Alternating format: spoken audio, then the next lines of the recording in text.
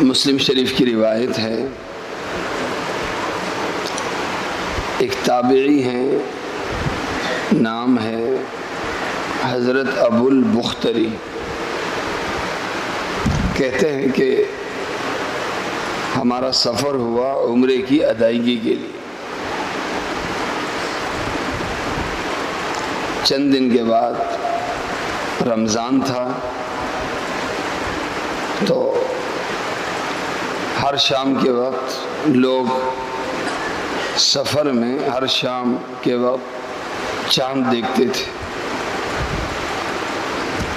تو ایک دن ہمیں چاند نظر آ گیا۔ اب چاند کے بارے میں اختلاف ہوا، کچھ کہنے لگے کہ یہ دوسری کا چاند ہے، تو کسی نے کہا کہ یہ تیسری کا چاند ہے۔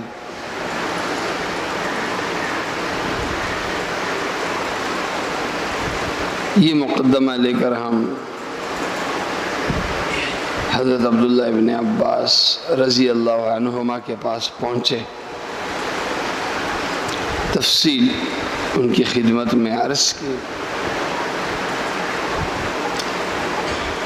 حضرت عبداللہ ابن عباس رضی اللہ عنہما نے فرمایا کہ روزانہ تم لوگ چاند دیکھتے تھے؟ جی دیکھتے تھے۔ تم میں سے کسی کو نظر آیا؟ جی کسی کو نظر نہیں آیا۔ کسی ایک نے بھی نہیں دیکھا؟ جی کسی ایک نے بھی نہیں دیکھا۔ پھر جب نظر آیا تو ایک کو آیا یا بہتوں کو آیا؟ جی جب نظر آیا تو بہتوں کو نظر آیا۔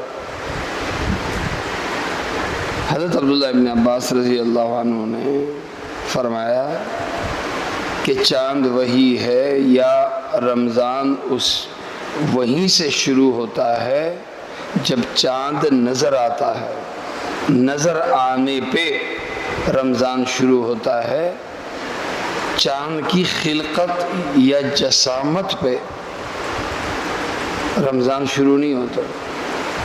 یعنی چاند کی عمر کتنی ہے یہ نہیں دیکھا جائے گا، بلکہ یہ دیکھا جائے گا کہ یہ چاند نظر کب آیا ہے۔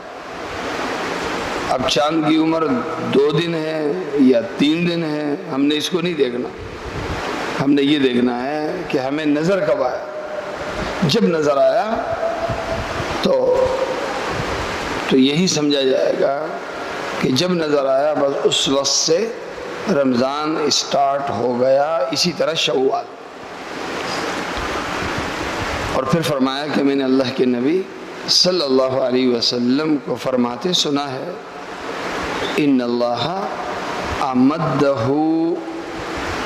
ای امد شعبان لرمضان، کہ اللہ تعالیٰ نے شعبان کے مہینے کو رمضان تک لمبا کیا ہے۔ تو جب تک نظر نہ آئے چاند اس وقت تک شعبان ہی کا مہینہ سمجھا جائے۔ اللہ تعالیٰ مجھے اور آپ سب کو عمل کرنے کی توفیق عطا فرمائے۔